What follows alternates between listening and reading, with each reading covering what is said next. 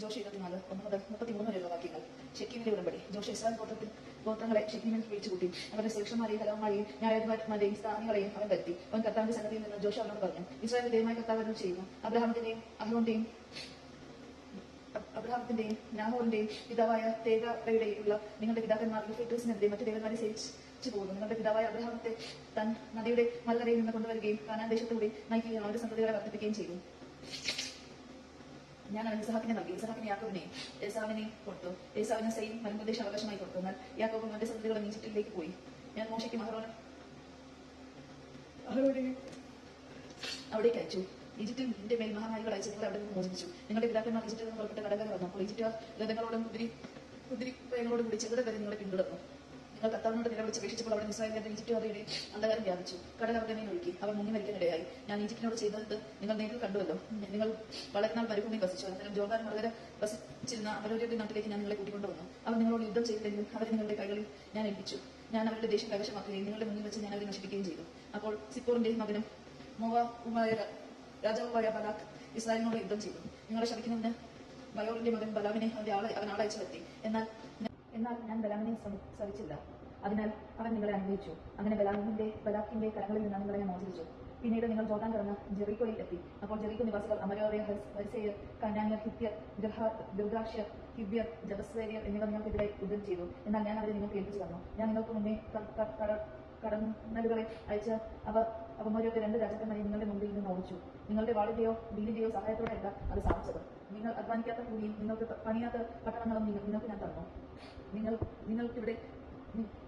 നിങ്ങളിവിടെ വസിക്കുന്ന നിങ്ങളുടെ നട്ടു വളർത്താത്ത മുന്തിരിത്തോട്ടത്തിന്റെയോ ഈ ഒളിവ് തൈയുടെയും ഫലം നിങ്ങൾ അനുഭവിക്കുന്നു. ആദ്യ കർത്താവിനെ ഭയപ്പെടുക, ആത്മാർത്ഥതയോടും വിശ്വസ്തയോടും കൂടി അവിടുത്തെ സേവിക്കുകയും ചെയ്യും. ഈജിപ്തിലും നദിക്കരയും നിങ്ങളുടെ പിതാക്കന്മാർ സേവിച്ചിരുന്ന ദൈവന്മാരെ ഉപേക്ഷിച്ച് കർത്താവിനെ സേവിക്കണം. കർത്താവിനെ സേവിക്കുന്നതിന് മനസ്സിലെങ്കിൽ നദിക്കര നിങ്ങളുടെ പിതാക്കന്മാർ സേവിച്ച ദൈവന്മാരെയോ നിങ്ങൾ വസിക്കുന്ന നാട്ടിലെ അവരുടെ ദൈവന്മാരെയോ ആരെയാണ് സേവിക്കുക എന്ന് ഇന്ന് തന്നെ തീരുമാനിക്കുക. ഞാൻ എന്റെ കുടുംബവും കർത്താവിനെ സേവിക്കും. അപ്പോൾ ജനം പ്രതികരിച്ചു, ഞങ്ങൾ കർത്താവിനെ വിട്ട് അന്യ ദൈവന്മാരെ സേവിക്കാൻ ഇടയാകാതിരിക്കട്ടെ. നമ്മുടെ ദൈവമായ കർത്താവാണ് നമ്മയും നമ്മുടെ പിതാക്കന്മാരെ അടിമത്തത്തിന്റെ ഫലമായി ഈജിപ്തിൽ നിന്ന് കൊണ്ടുപോവുകയും നമ്മുടെ കണ്ണുമുമ്പിൽ മഹാത്ഭുതങ്ങൾ പ്രവർത്തിക്കുകയും നാം പോയ എല്ലാ വഴികളിലും കടന്നുപോയ എല്ലാ ജനതകളുടെ ഇടയിൽ നമ്മെ സംരക്ഷിക്കുകയും ചെയ്തത്.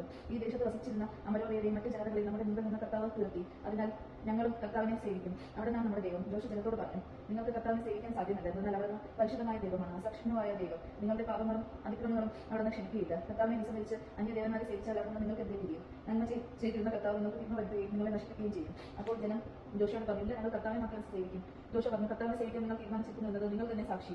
അവർ പറഞ്ഞു, അതെ, ഞങ്ങൾ തന്നെ സാക്ഷി. അവർ പറഞ്ഞു, നിങ്ങളുടെ ഇടയിലുള്ള അന്യദേവന്മാരെ ഉപേക്ഷിച്ച് നിങ്ങളുടെ നിങ്ങളുടെ ഇസ്രായേലിന്റെ ദൈവമായ കർത്താവിലേക്ക് തിരിയട്ടെ. ജനം വീണ്ടും ജോഷയോട് പറഞ്ഞു, ഞങ്ങളുടെ ദൈവമായ കർത്താവിനെ ഞങ്ങൾ സേവിക്കുകയും അവിടുത്തെ വാക്ക് കേൾക്കുകയും ചെയ്യും. അങ്ങനെ ഷെക്കീമിൽ വെച്ച് ജോഷ അന്ന് ജനവുമായി ഉടമ്പടി ഉണ്ടാക്കി അവർക്ക് വേണ്ടി നിയമങ്ങളും ചട്ടങ്ങളും നൽകുകയും ചെയ്തു. ജോഷ ഈ വാക്കുകൾ കർത്താവിന്റെ നിയമഗ്രന്ഥത്തിൽ എഴുതി. അവൻ വലിയൊരു കല്ലെടുത്ത് കർത്താവിന്റെ കൂടാരത്തിന് സമീപമുള്ള ഓക്കമരത്തിന്റെ ചോട്ടിൽ സ്ഥാപിച്ചു. ജോഷ ജനത്തോട് പറഞ്ഞു, ഈ കല്ല് നമുക്ക് സാക്ഷിയായിരിക്കട്ടെ. കർത്താവ് നമ്മളോട് ചെയ്ത എല്ലാ വചനങ്ങളും ഇതിൽ ശ്രമിച്ചിട്ടുണ്ട്. അതിനാൽ നിങ്ങളുടെ ദൈവത്തോട് അവിശ്വസ്തമായി വർത്തിക്കാതിരിക്കുന്നതിന് ഇത് നിങ്ങൾക്ക് സാക്ഷ്യമായിരിക്കട്ടെ. അനന്തരം ജോഷ ജനത്തെ അവരുടെ അവകാശദേശത്തേക്ക് അയച്ചു. ജോഷയുടെ മരണം. പിന്നീട് കർത്താവിന്റെ ദാസനും നുനിന്റെ മകനുമായ ജോഷ മരിച്ചു. അപ്പോൾ അവന് 110 വയസ്സുണ്ടായിരുന്നു. അവൻ അവരെ ഗാഷ്മ മലയിലെ വടക്ക് എഫ്രായിം മലമ്പ്രദേശത്ത് അവന്റെ അവകാശ സ്ഥലമായ തിമ്മാത്തേസോയറിൽ സംസ്കരിച്ചു.